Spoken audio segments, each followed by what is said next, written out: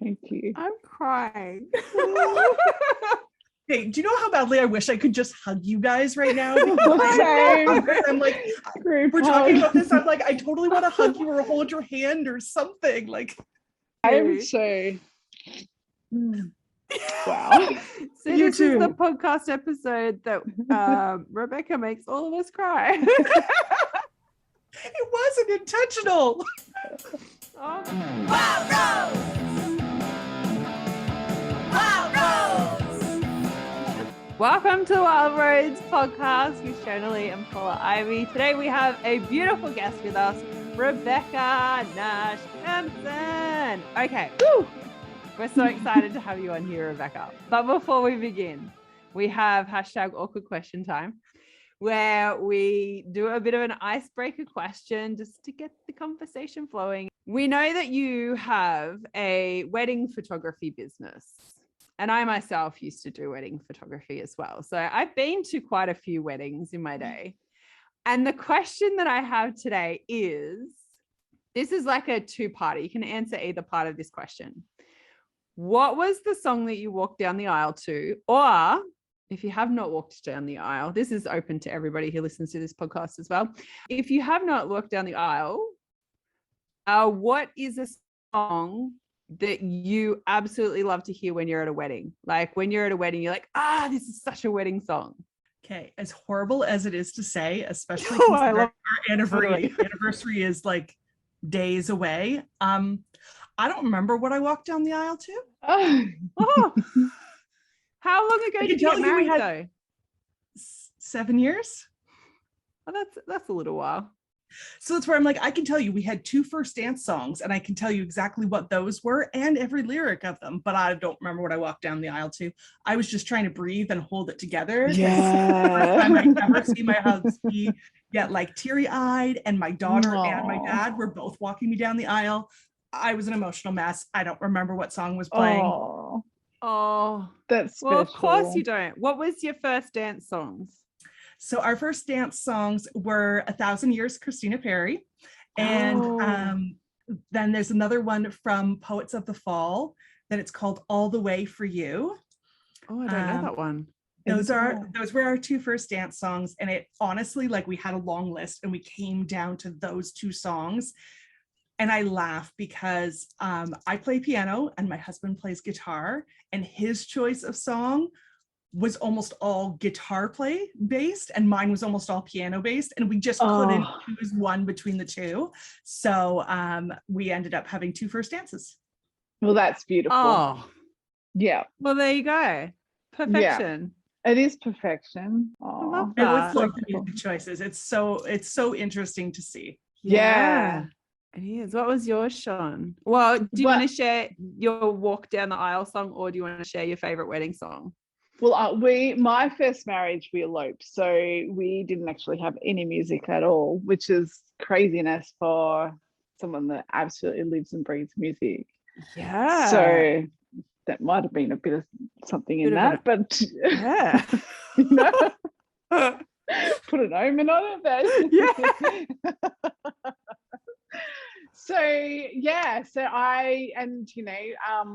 I haven't been married again, so I don't have a story to tell, but I do. It's really interesting because I have thought about what would it be, and I go to and from. Like, I love being a bit quirky, but I also love music, and I love feeling through music. So I go times where I'll listen and go, oh my God, this has to be my wedding song one day. And it'll be something beautiful and just very romantic. And then there'll be like, sometimes I just want to rock down there like to Billie Idol White Wedding, like just, do something really fun like that, And so, yeah, it'll be very interesting if I ever do get married again one day, what it would be. So, but I just love weddings full stop, and I'm always on the dance floor the whole time because every song, it's just something about weddings when you just have that mix of genres, and because there's 2 different people with different tastes, and they bring it all together. There's something special about that. What about yours, P? Definitely. Well, We got married on Lord Howe Island, and so we did like an outdoor wedding, and there was a local guy who actually he was like the landscaper there, like one of the guys that tended to the gardens, and he was like a singer, and he's like, I'll sing while you walk down the aisle. I was like, sweet. Oh, he wow. was amazing. He was amazing. Really? So he sung an acoustic version of Islands by the XX, if you know that song. Do I know? I don't. You'll have to remind me. I'll share with you the song afterwards because I won't be able to. Oh, you're not going to sing it.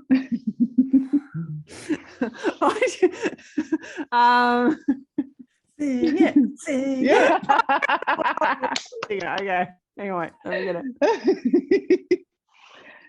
I am yours now, so that I don't have to leave. I don't know this song. I'm going to Google it. Google it and listen to it. You probably know it. It came out, I think, early 2000s. The XX are kind of like they're kind of like an alternative kind of, it's like a brother and a sister, I think. Are they a brother and sister, or are they a couple? I don't know. It's kind of like the White Stripes. So they're brother and sister, or are they a couple? I can't remember. I think they're brother and sister. Yeah. Kind of a little bit electronic, kind of a little bit like grungy, but also very like moody, sort of not too up tempo, that sort of vibe. So it was really cool to do like an acoustic version. And then when we finished, we had a Beautiful Girls song. The Beautiful Girls is like a local, they actually grew up on the Northern Beaches here in Sydney. One of their songs that they did as well. But then, at the actual reception, we didn't have a DJ or anything like that. We created our own playlist because it was a small island. They don't have like this set up to have like, all the wedding things. So I just did a playlist on one of our devices, and this is how much of a nerd I am. I spent like weeks like curating like the perfect playlist. I bet you did. I was like, I do not doubt that for a second. Yeah, it's got to start off like setting the vibes. Everybody's standing around mingling at the beginning, and then it has to ease into like the dance part of the night, which it did, and it was awesome. Very proud of that playlist. I love it. That's cool. Did you do the whole, the last song where you're saying goodbye to everyone? No, because we didn't leave. Oh, that's the party I like to see. Didn't leave. So we didn't have a song. We didn't even dance. We didn't do a dance because my husband refuses to dance in front of other people. So we didn't do a first dance. We didn't have sit down. It was like cocktail. It was like stand up, mingling, drinks, open bar. Fun. It was just it wasn't traditional at all. We actually when we were writing our vows and like the ceremony itself, we met with the guy that was officiating the wedding and the island, and we said, legally, what do we have to have in the ceremony? And he's like, you have to have this, this, and this. And we're like, cool. All right, we'll have that. And then we'll say like a few lines each. And our ceremony was literally like 6 minutes. That's the best. It was ridiculously short. Yeah. So we had the ceremony, and then we signed the papers there, and I think that actually took longer than what the actual ceremony did. That's it, your hit. Oh, I love it. What beautiful stories. Yes. That's so cool. And both of you being photographers, like you would see amazing. And you, Rebecca, you actually do wedding photography still, is that correct? Yep. This is, we actually just celebrated 13 years of wedding photography. Wow. That's so cool. I did a few years. I cannot imagine being in the industry for 13 years. Like that was just me though, but like, oh my gosh, that's amazing. That's so amazing. I love what I do. I love weddings in general. There was a time when I was like, I'm going to be a hair and makeup artist so I can do weddings. And then it was like, no, I'm going to be a wedding planner. And actually this summer I got to be a wedding planner because all of my weddings for my business were canceled or rescheduled. And so one of my friends who is a wedding planner, she's like, I've had staff that can't come out because of COVID. I have staff that are now heavily pregnant that weren't expecting to be. Are you available for some weddings? Because you know how weddings work. And I was like, sure, why not? So I went out and did like day of coordination for a few weddings as part of their team, which was really fun because it was like, okay, so this has come up. How are we going to deal with it? I'm like, well, we can do this or this. What do we want to do? Let's just do it. That's I so had way too awesome. much fun. How fun. That's the best. Oh my gosh. And with your wedding photography business, you work with your husband. Is this correct? Did I get that right? Is he in the will business come too? out if required. He is also a photographer, but he is not a wedding photographer. Our running joke around here is I do wedding photography and brand photography. He does nature, landscape, wildlife. Basically, he does anything that can't talk back. I am definitely the people person in this relationship. If I need an extra body, he will come out with me. But most of the time, honestly, I will hire it out to somebody else to come be my second shooter because he is not a romantic. He is not a fan of weddings, and he doesn't like people very much. That said, he does fantastic when he does come out with me, but it's just not his preference. Yeah. No. It's not something he enough. can uphold for a long period of time. It's like every now and then it's okay, but like, yeah. Mm. Well, and I'm the same way with him because I laugh. Like our first time that we went out on a photography workshop together, he took me out on a wildflower photography and landscape photography workshop for 3 days with a mentor of his that he absolutely loved. And he'd been on other trips with them. And so like the one morning we get up, we leave the hotel at like 5 o'clock in the morning to hike up to this spot to get the sunrise over these beautiful bluffs.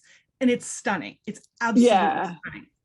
And I'm the person that I can't use a tripod because I can't stand still that long. So like I'm going around and I'm getting my photos. Everybody else is still setting up their gear and I've got all the photos I want. And I'm now walking around photographing the other photographers. Oh, wow. Yeah. And it's just like, okay, I'm done now. I've got all my shots. I'm done. Yeah, I've got Let's what I need. Let's go home. Yeah, I'm like, I needed like 20 minutes. Everybody else is still setting up their cameras and everything. And I'm like, oh, wow. Okay, now I'm going to photograph the people and any animals I can find. And that's me. Well, I was trying to think, there was a different streaming app that we used back then that was a whole thing. And it's gone on me. It'll come back. It will come back. But it was just funny because it ended up that every location we went to, I would go and take my photos. I would take photos of people taking photos and have this mentor working with people. And then I'd go find a corner a little bit off with some beautiful scenery and just hop on live with people and be like, hey guys, here's what we're doing. You're wild. Oh my God. I love it.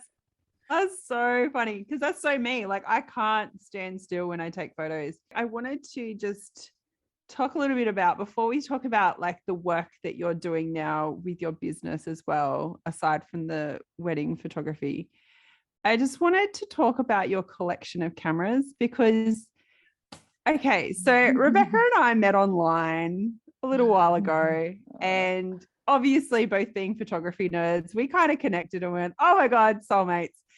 Anywho, Rebecca sends me this video in my DMs one day, just showing me, she's like, oh yeah, this is our collection of cameras. Cause you talk a lot about buying old cameras and fixing them up and all of this sort of stuff. And I'm like, I had a picture in my head of like, you're like, yeah, we've got cabinets of them everywhere. And I kind of had this picture in my head of like what that would look like. Like, oh, they probably have about this many cameras. Wow, that's like, I'm sure it's an impressive collection. But then you send me this video and it was like literally walking around your entire house was just covered in cameras.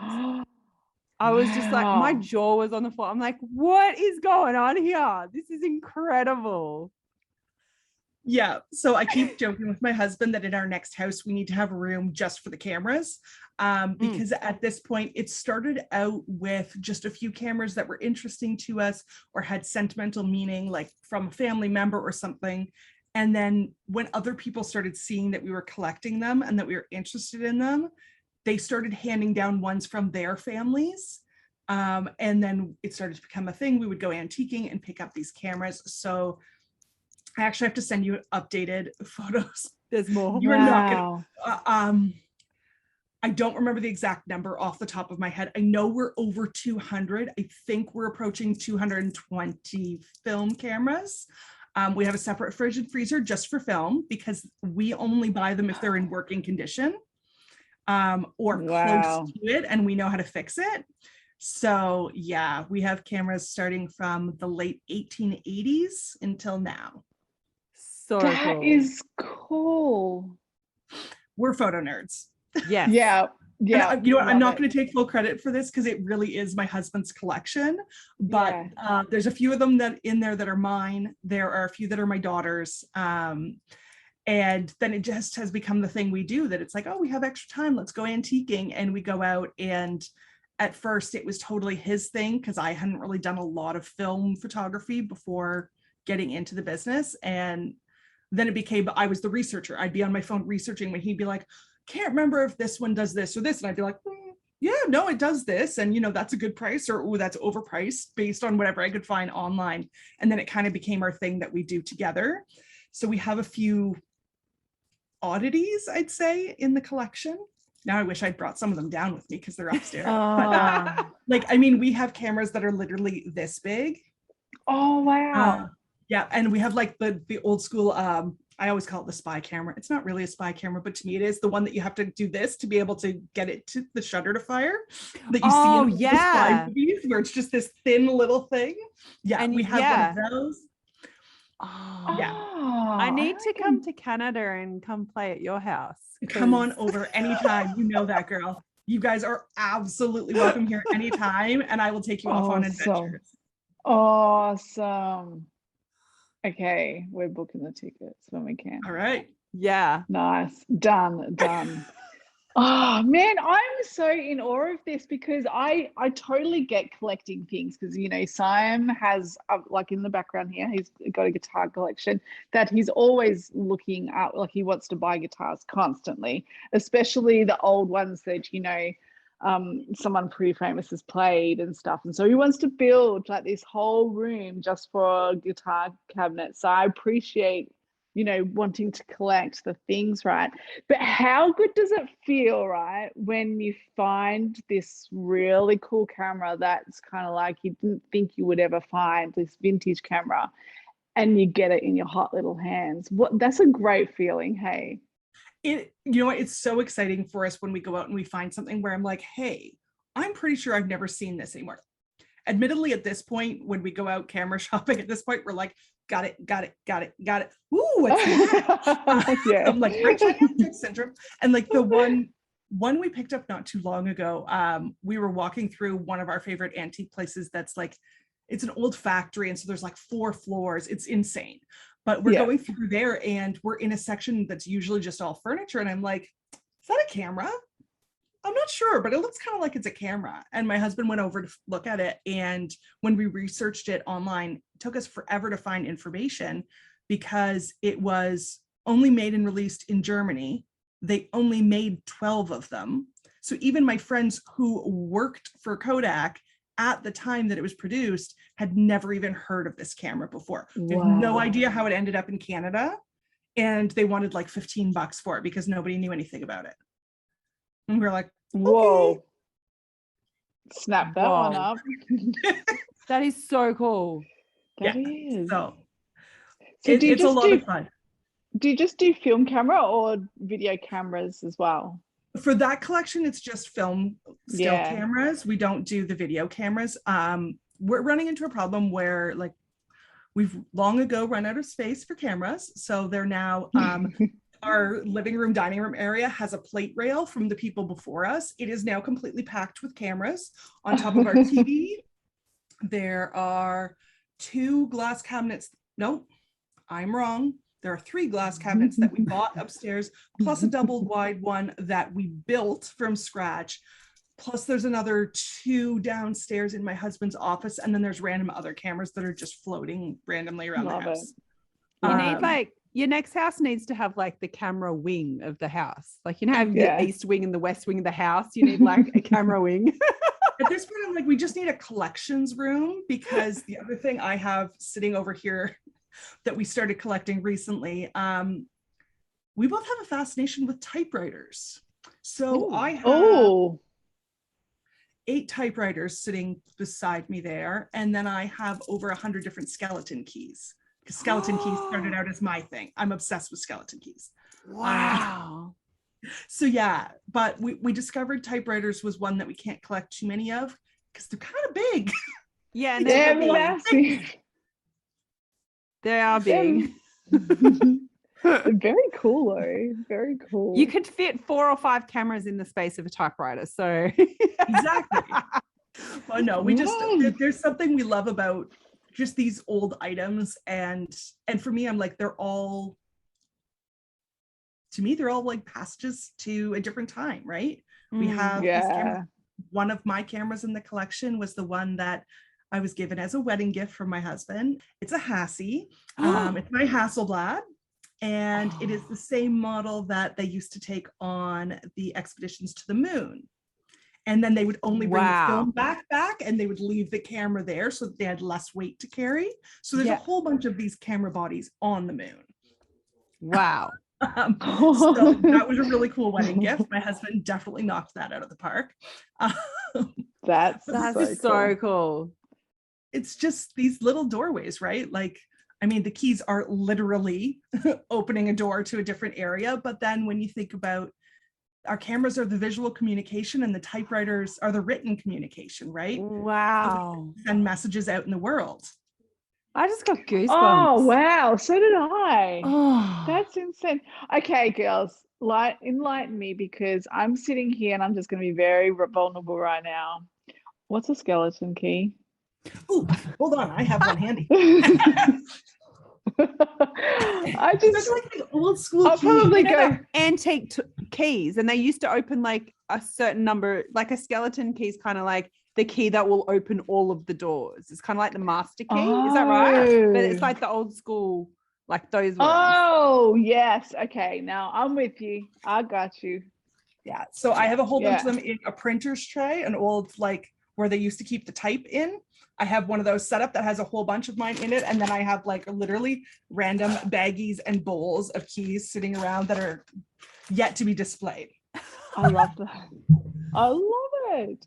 With your business, because you've got the wedding photography business and you're also teaching as well, but you've got your own online presence as well. You've got your own business that you are working with. Tell us about that. Like, what is your vision for the work that you do in this world, the messages that you're wanting to get out there, and how you're wanting to help people?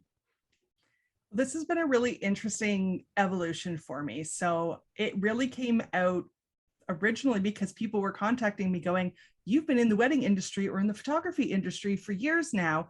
I need help getting started. Can I book a couple hours with you and you can do some mentoring for me? And so it was a really informal thing, nothing I advertised. And then COVID came and suddenly weddings were not a thing. Branding shoots in person were not a thing. So when my camera sat down, I was like, the work that I do with my photography has always been about supporting other women in important moments of their life, in areas of transition, of evolution, right? Going from being a girlfriend and a fiance to a wife, starting a new life that way, being in business and deciding you're going to go in a new direction, or you're stepping up in some way for yourself and you're booking a branding shoot to be able to capture that vibe of what you do. That's what it's always been about for me. And I was really missing that purpose-driven work where I was supporting other women. So I had kind of had on the back burner for a while that I'm like, well, I'm an educator and I'm a business owner for quite a while now. I could probably teach some things. There's things here that I get asked the same thing over and over again. I could probably do something with that. But I figured it was like a 2 to 5 year goal to start to do some of that. And then COVID happened and I went, okay, let's do it. Awesome. Now's the time. I'll figure it out as I go. It's fine. So it's the same kind of purpose for me. It's about supporting women who are going through a transition of some sort, who are going through an evolution. And a lot of that for me is about how they're making an impact in the lives of people around them and how they're recognizing their own dreams, not the dreams that we all seem to think we're supposed to have, but like, what is your actual dream in your heart that would make you happy and fulfilled so that you can spill that light over to other people? And so that's kind of where my coaching came from, was doing a lot of work with other female entrepreneurs who are in those first couple years where they're still figuring it out. I mean, the beginning, we feel like we change our logo and our colors and our mission and what we want to do every 2 weeks. And I'm like, I want to work with people who are in that so that they can, instead of going from one mentor to another, one book to another and going, oh, I'm supposed to do it this way. Oh, I'm supposed to do it this way, to be able to find their own way through that. Yes. This was a conversation that Shona and I just actually had as well, that, you know, like I went through that. My dad was an entrepreneur, so I grew up with him having his own businesses, and a lot of our traveling that we did was we would go a couple days early or stay a couple days late after a convention for one of his trade organizations. And so I kind of grew up around a lot of that, but my dad was in an industry where it was like, this is the way we do things. And so I was so used to seeing all of these mentors and speakers that were like, no, this is the framework. You can play a little bit in that framework, but this is the way you do things. And so those were a lot of the same kind of mentors that I first sought out when I started my business. Was I was like, I need somebody to give me the template, and then I can play a little bit in it, but like, this is the way we do things. Yeah. You don't stray from this. This is the way we do things. And, you know, I got really into that hustle culture, and like, we have to hustle hard. We have to be working all the time, sacrificing all of our time for our businesses if we want them to grow and succeed. And then, like everybody who's ever tried to do it that way, nothing fit right. It worked well enough, but it didn't feel great. I got burnt out. I had a love-hate relationship with my business. Some days I hated it, some days I loved it, some I did both at the exact same time. And so then I went to the other side of that spectrum, where I went to all the people that were all about, you know, freedom and flowiness and feminine energy, and just put it out in the universe and it'll show up for you. And I was like, okay, I love some of this messaging, but like, I can't just let go of everything. So I had these two extremes. And so that's been a lot of my work in my own business and my life, has been finding the in-between. That flow, that masculine and feminine, that figuring out how to do things for myself, and how to stop that voice that's sitting there going, no, you should do it this way. This is the only way. And if you don't do it this way, you're going to fail. Yeah, that's the thing. There needs to be a beautiful balance. Like, being a feminine core being, the way that we feel led to run businesses would feel very different from a masculine core being. And it has been very male dominated in the entrepreneurial world. So that makes sense that everybody's like, this is the system. You can't stray from this. You can do a little bit of like whatever you want to do within this, but it's very much structured, and everything has its place, because that's how the masculine mind actually works. But when you come into a feminine core being, it's like, our mind does not work like that. Like, our state is creation, and it's messy and it's chaos, but without having some form of structure there, it like can go completely like wild and just unrestrained, and just, you don't even know where it's going to end up. So sorry, I got a phone call. So, and that's the thing, like having a structure there, or, you know, a framework in place that isn't like, it has to be this way, but it's just there to support you with however you want to make it work for you, how you like to create, how you want to create, and what you're wanting to create right now. And that can easily shift and mold and change as we go, as long as we've got that structure there to hold us while we do that. And I think that's like the magic formula. And it doesn't have to be, you know, 20% structure and 80% feminine energy. Like, it can shift and change, which is so beautiful. Yeah. Well, it's funny that as you were talking about that connection that I hadn't even made yet just happened here, that one of my favorite quotes in the early childhood education field talks about the most important things we can give children are roots and wings. Yes. I'm like, that's exactly what this is, right? Every growing being, every plant that we see in nature, it needs roots, and it needs a way to reach for that sunlight and go as crazy as it wants to. Yes. You can tell that plant how big or small its roots or its branches should be. It just goes for it. Wow. And that's what we Yeah. need. We need roots to keep us grounded. That's that Yeah. structure. Some of us Yeah. need more of it. Some of us need less. Yeah. And we need those wings to fly away. And maybe they're Yeah. tiny little bumblebee wings. Maybe they're massive dragon wings. We don't know, but we all need those things. Yeah. Oh, wow. Yeah, definitely. Definitely. Because either way, either side that you do this, it's not sustainable in the end. And, you know, it took me took me a long time to work that out. I paid for some good coaching. It's taken me years to work that out. And it was just really like, okay, if I emulate somebody else's thing, then I can do that for a little bit and it's going to work for a little bit, but it's never sustainable. And it's kind of like, you need to be yourself. You need to have those foundations, the ones that resonate with you, those foundations, and then the creativity is all within you and how you want to do things all within you. And it's interesting that I certainly love being able to tap into the energies of muses, of the people that I follow, the leaders I follow, and tapping into their energy. I don't need to copy their formula. I don't need their blueprint to succeed in where I am, but I love tapping into their energy because that's the boost that it gives me to be able to flourish. So I love that fact, and I love that it is a balance of that. Like you're saying, Paula, the masculine and the feminine, because you know, we all have both, and we require it to be able to do this. And we have this dance with the entrepreneurship. You know, it is always an ebb and flow, and there's always a dance of being high and being low, and it's one or the other of those things, the masculine or the feminine, that actually gets you out of that particular stuckness. Yeah. And also talking about the hustle, like there's a difference between hustling and working and thinking like you have to work really hard to get the money and all of that. But then also, you know, there is people out there that are talking about like, oh, you just let it come to you and you need to lay back and not work so hard, and then it'll all come to you.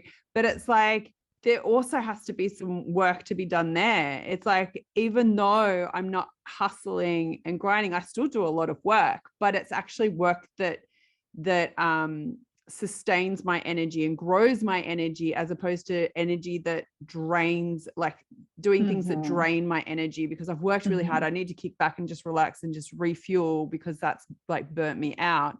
But I find when I'm in my energy and I'm working with that flow and that freedom of creativity, but feeling supported in doing that within myself, it's like it kind of keeps igniting the energy and like multiplying it almost. So like you are still doing work and like just as much work, but it doesn't feel draining. It doesn't feel like you're tired at the end of the day. It feels like, oh my God, that was a good day. Like, It's elation. Yeah. Love it. It's that really inspired, aligned action that it's like, once the spark hits, I will put in all the hours, all the days, because I'm like, yes, I am so in this.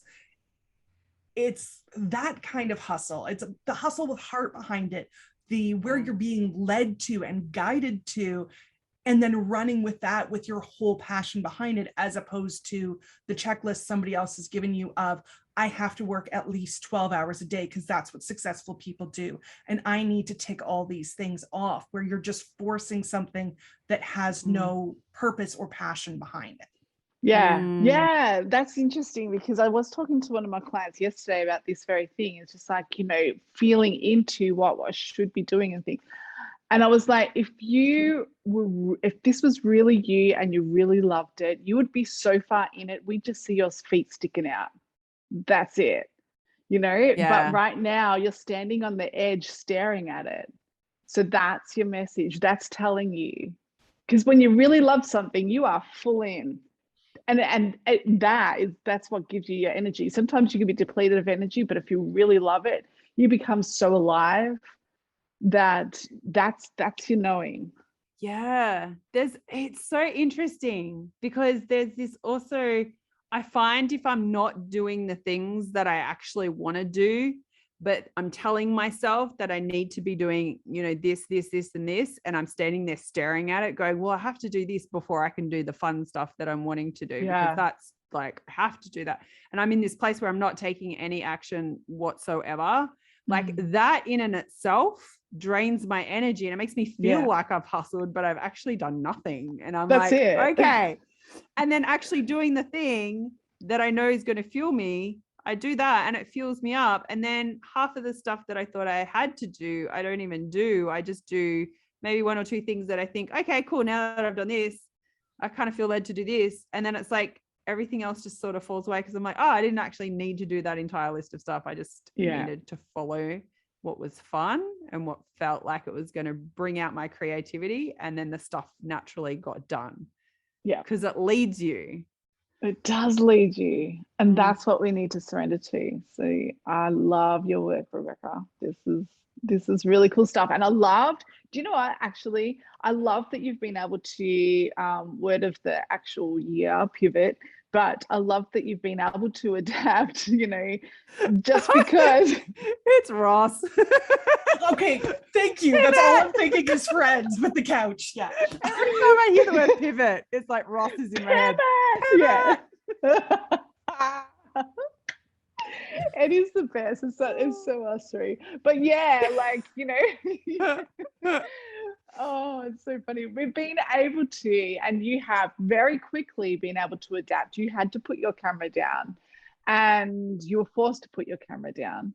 It wasn't will I, won't I kind of thing. It was just like, you have to, there's no choice here. But you were able to switch it really quickly. And, whether that's the work you've done previously, or that, the mindset stuff that you do, your personal development stuff you do, but you have been able to, like, okay, this is how I move now.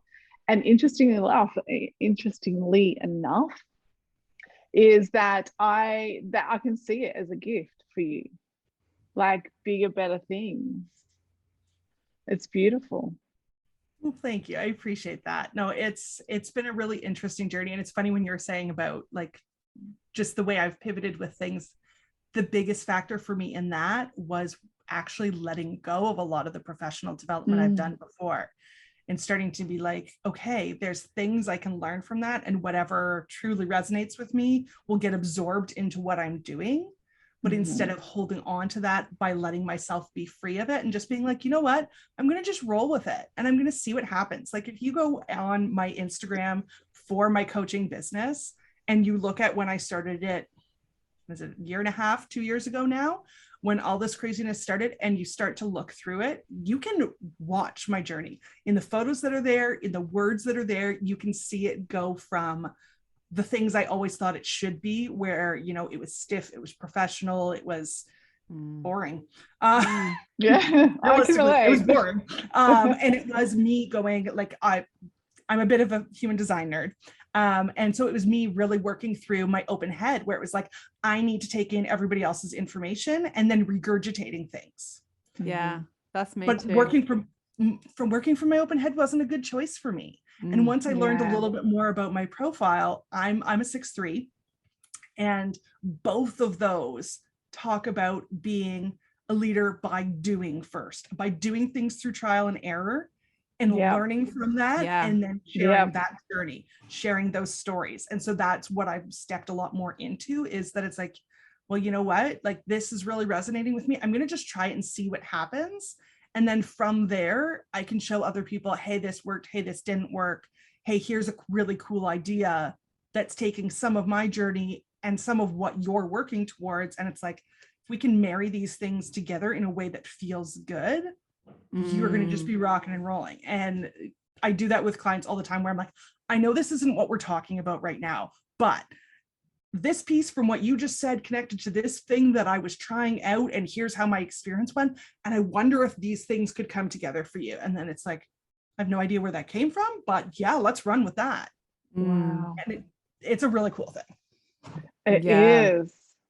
It is. It's fascinating, isn't it? We've talked about human design before, Paula, on one of that with Michelle Wong, and it's just, it was just really resonated with me. It was just really like, it really came home, hit hard, because it's like, how it just takes so much longer to function and find the ways that we work best without knowing this.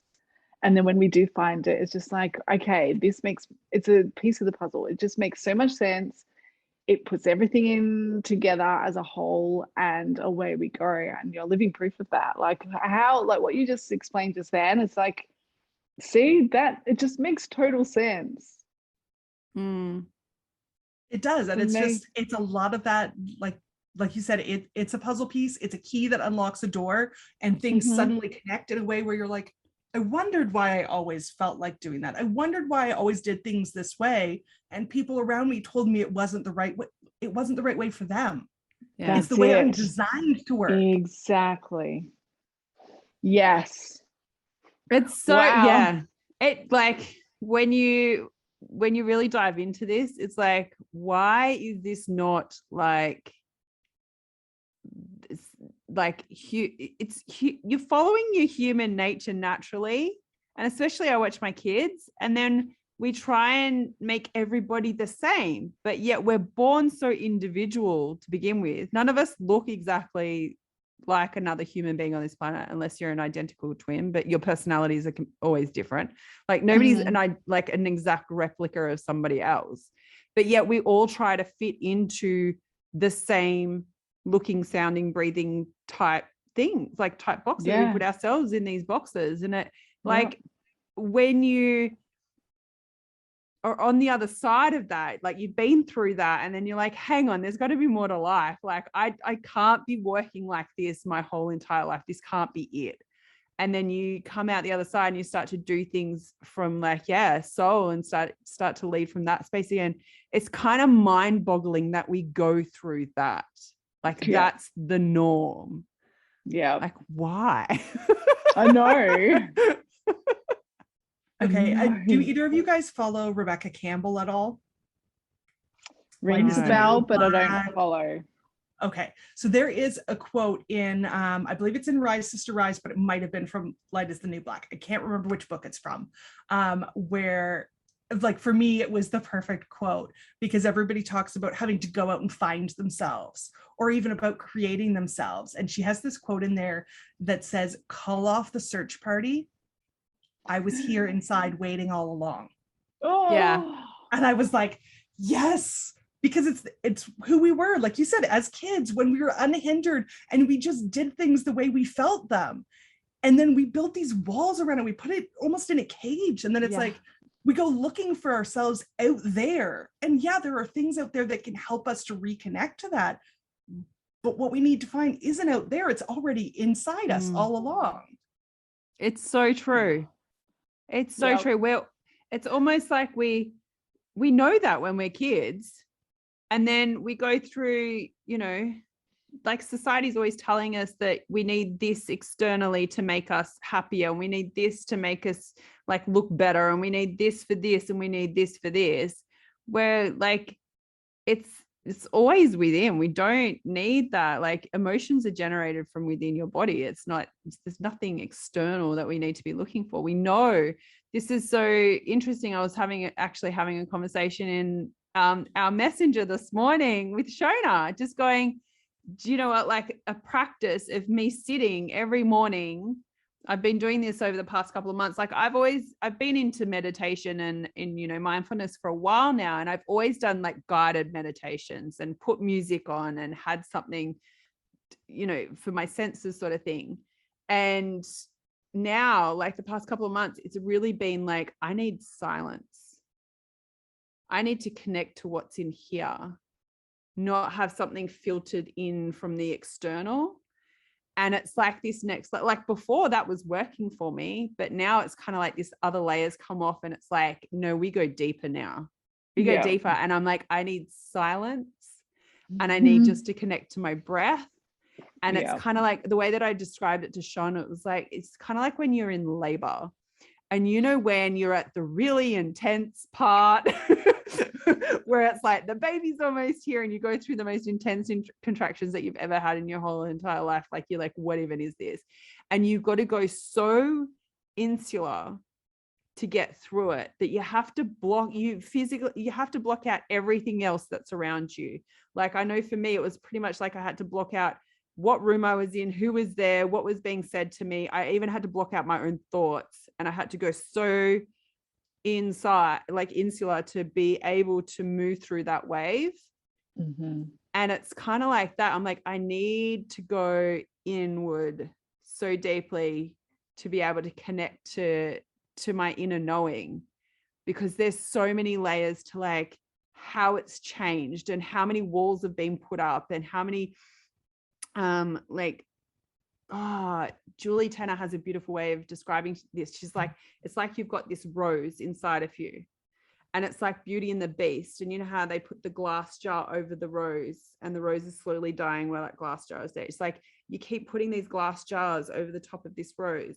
And then when you realize that the rose is what you need, you then have to take each glass jar off. It's not about just like taking the one off and then you're there. It's like all these layers that have been put on, you have to take them off one by one. And some come off quicker than others. And it's a beautiful journey to go through. It is a beautiful journey. You just made me emotional. Oh, Sean. It is a beautiful journey.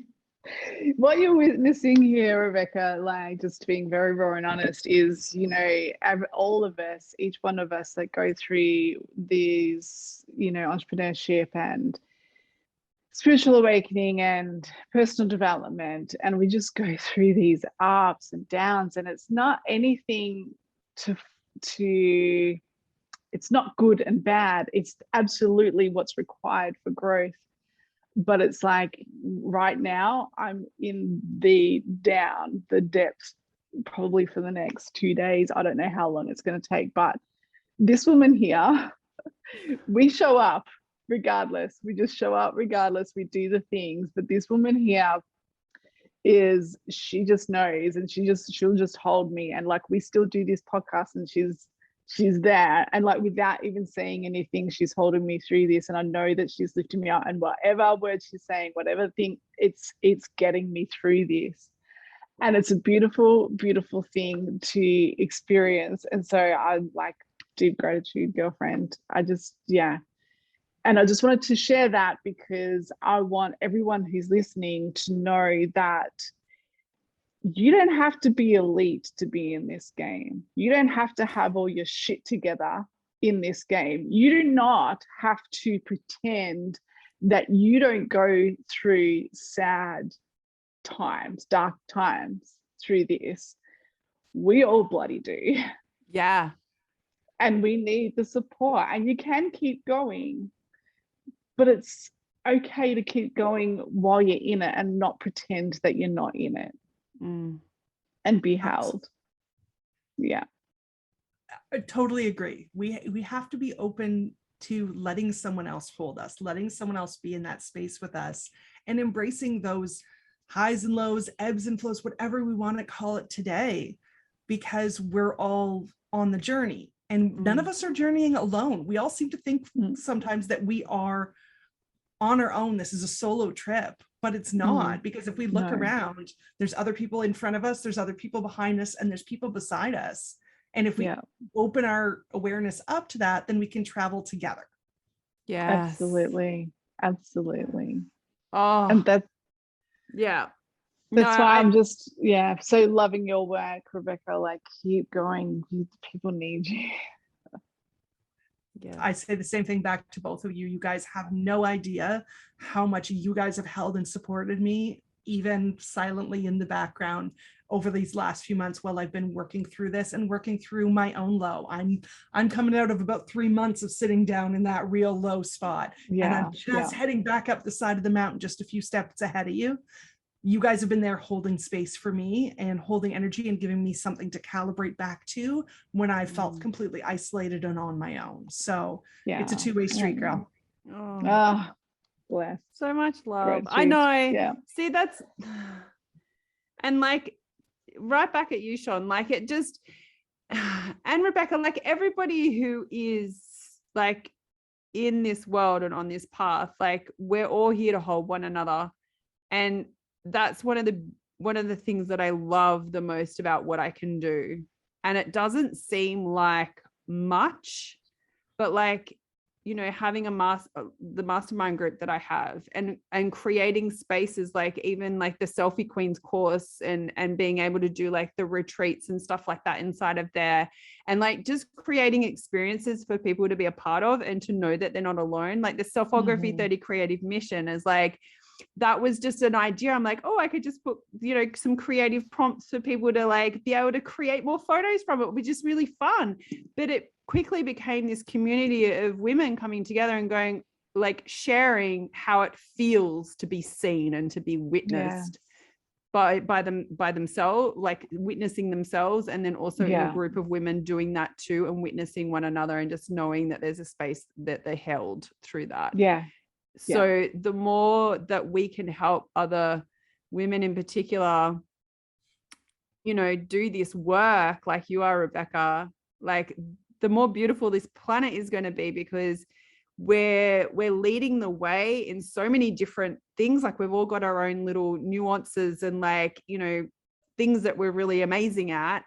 And yet we're all showing up as leaders of holding one another, of just being like, there's room for everybody. We get to hold one another through this. And it's not about, you know, being the top dog, being the alpha in the room and all of that, which is very masculine, but it's about there's space for everybody. Everybody's creative in their own way.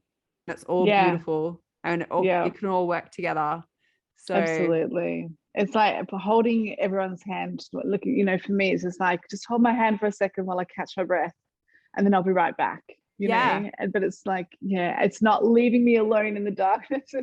It's not what we do here. We don't do that to anybody. It's just like, it doesn't matter whether you're celebrating the biggest thing that's ever happened in your life, or you just need to take a breath. You know, we've got you regardless, 100% unconditional. Okay, I'm going to add on to what you just said there, because you just said about how we don't leave anybody in the dark. But the thing I have noticed being part of both of your communities for, I don't even know how long I've been around with you guys, but quite a while now. You don't leave anybody in the dark, but when you go to bring them out of the dark, you also don't blind them with the light. You find the middle ground where it's like, if you want to go to that bright place, I'm here. But if step one is just stepping out of the shadow and holding my hand, just being here, that's okay too. Because I've seen communities that do both, where they let you hide in the shadows and sit in that dark place by yourself, and you feel isolated and alone, or that their way of bringing you out, they blind you with so much light that you run away. You run away scared, because you guys have a beautiful balance in between, where you hold this beautiful space for people to be where they are, and to know that they're never alone, that you're there holding their hand, whether that's for a long time or just for a moment to catch their breath. Thank you. I'm crying. Hey, do you know how badly I wish I could just hug you guys right now? I'm like, we're talking about this. I'm like, I totally want to hug you or hold your hand or something. Like, oh my God.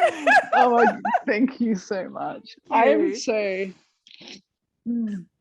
wow. So this is the podcast episode that Rebecca makes all of us cry. It wasn't intentional. Oh my gosh. Thank you so much. That was just beautiful to receive. Thank you. Yeah, absolutely. Oh my gosh. Oh, and just tell us where people can find you and what you have going on and how they can connect with you in your world and work with you.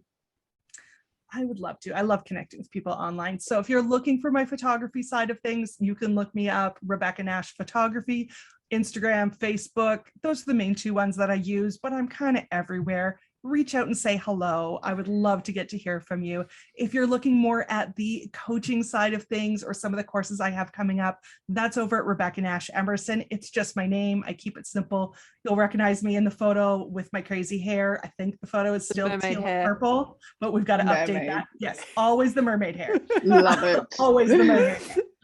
And actually, we've got a couple new things coming out that I'm really excited about. So first up, we have a Playful Purpose. And this comes out of literally this journey that we've been talking about finding that in between the structure and the play, the airy fairy, no direction, and the you must do it this way, and finding the place in the middle where you can be playful and have fun and be joyful, delicious. do all the silly things, but you can do all of those things to pursue something that has heart behind it, that has passion behind it, that has purpose in your life.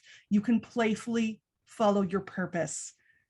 You play so that you can get those aligned actions, those inspired moments that you run after with your full heart.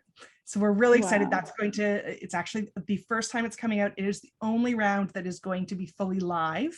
After this, it is going to become an evergreen course with a few live Q&As in it, but that is something that's really exciting. Oh, that's beautiful. I'm beyond excited for that to start. Yeah. And then we'll be bringing out new rounds of photos for Biz Babes. So this is all about learning how to do better photos with whatever camera or phone you have around you and all the different styles. We go through a little bit of the technical, but in a conversational way. And then we go through the different kinds of photos that you can create for yourself as creative projects, but also to be able to tell stories in between sessions. So we talk about what you can do for stories, but also for your feed posts. We go through, I do a little bit on selfies. If you want more selfies, we already know who the selfie queen is. It is not me. We touch on selfies, but this complements what you learn from selfie queens. And we go through and do like flat lays, nature photos, and how to tell a story in a photograph, as well as how to use some simple tools to be able to help enhance those photos in between your photo shoots with your professional photographer, because you always have a story to tell, and you have those inspired moments that you need to be able to capture it and share it now, not 2 weeks from now when you have your next session. Coming out.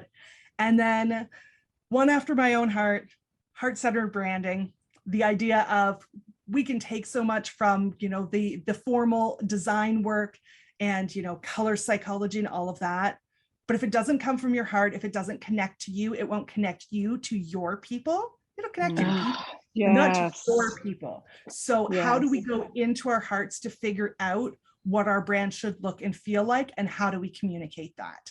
And that's what that course is all about. So those are my next 3 things coming out. I kind of wanted to run them all at the same time because I'm freaking in love with all of them. I could and do one at a time. I'm gonna try. But if you check out Instagram, you'll find all the information on there. There's links to everything. And if you can't find it, just DM me. I'm always in the DMs and I love to hear from people. We will have all of your links in the show notes anyway, if you want to check Rebecca out. Please go see this beautiful sunshine, this mermaid. And oh my God, you are divine. You are so divine. We love you so much. We have so much gratitude for you. And thank you so much for being on our show. Thank you guys so much for having me. It's an absolute honor and a pleasure. And I think my face hurts from laughing and smiling too much. Come on. Ouch, ouch, ouch. Wild Rose! Wild Rose! Wild Rose! Wow.